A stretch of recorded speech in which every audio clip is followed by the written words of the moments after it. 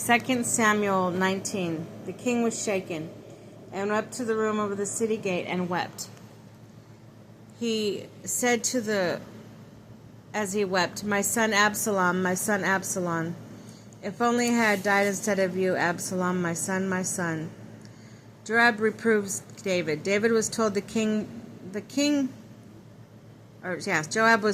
the king was weeping and mourning for Absalom, and that the day's victory was turned into mourning for the whole army. When they heard, the king is grieving for his son. The soldiers stole the city that day like men shamed by flight in battle. Meanwhile, the king covered his face and cried out with a loud voice, "My son Absalom, my son Absalom, my son, my son." So Joab went to the king's residence and said, "Though they saved your life and your sons' and daughters' lives, the lives of your wives and your concubines, you have put all your servants to shame today by loving those who hate you and hating those who love you. For you have announced today that officers and servants are nothing to you. Indeed, I am now certain that if Absalom were alive today and all of us dead, that would be fine with you. Now then, get up. Go out and speak kindly to your servants. I swear by the Lord that if you do not go out, not a single man will remain with you overnight. And this will be far greater disaster for you than any that has come upon you from your youth until now." So the king got up and sat at the gate. When all the people were told the king was sitting at the gate, they came into his presence. The reconciliation. Now the Israelites had fled up their separate tents, but throughout the tribes of Israel, all the people were arguing among themselves, saying to one another, "The king delivered us from the grasp of our enemies. It was he who rescued us from the grasp of the Philistines.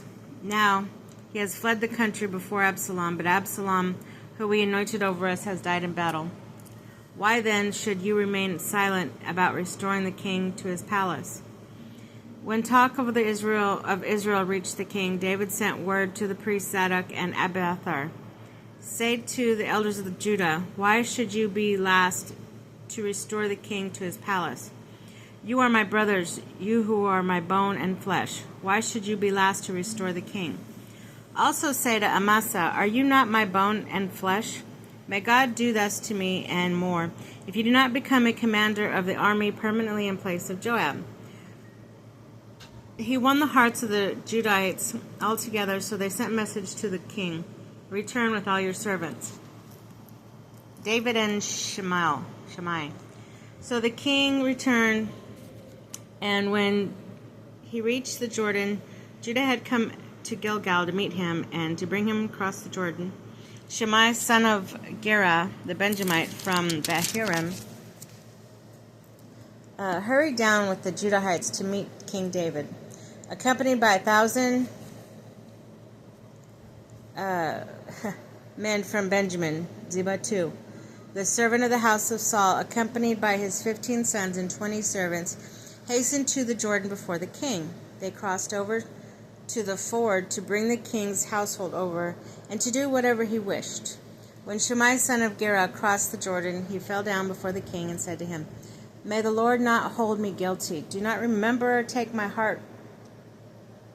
to heart the wrong that your servant did that day, my lord the king of Jerusalem. For your servant knows that I have done wrong, but I now am the first to hold the house of Joseph, to come down today to meet the Lord and king." But Abishai, son of Zeruiah, countered, "Shimei must be put to death for this. He cursed the anointed of the Lord." David replied, "What has come between you and me, son of Zeruiah, that day that you should come before my adversary this day? Should anyone die today in Israel? Am I not aware that today I am king over Israel?" The king said to Shimei, "You shall not die." The king gave him his oath. David and Merib-Baal. Merib-Baal, son of Saul, went down to meet the king. He had not cared for his feet, nor trimmed his mustache, nor washed his clothes from the day the king left until he returned safely.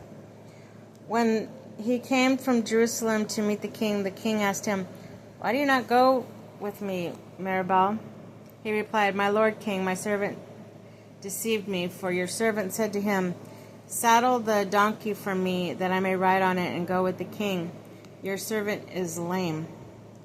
But he slandered your servant before the Lord and king. But my lord the king is like an angel of God. Do whatever seems good to you, for through my father's entire household served you only death from my lord and king. Will you place your servant among those who eat at your table? What right do I still have to make further appeal to the king? But the king said to him, Why do you go on talking? I say, You and Ziba shall divide the property. Mirabal answered the king, Indeed, let him take it all, now that my lord the king has returned safely to his house. David and Barzillai, the Gileadite, also came down to Roglim and escorted the king to the Jordan for his crossing, taking leave of him at the Jordan. It was Barzillai, that very old man of 80, who had provided the king during his stay in Mahanaim. He was a very great man. The king said to Barzillai, Cross over with me and I'll provide for your old age as my guest in Jerusalem. But Barzillai answered the king, How much longer have I to live that I should go up to Jerusalem with the king? I am now 80 years old. Can I distinguish between good and evil? Can your servant taste what he eats or drinks, or still hear voices of the men and women singers? Why should your servant be any further burden to my lord the king? In escorting the king across the Jordan, your servant is doing little enough. Why should the king give me a reward?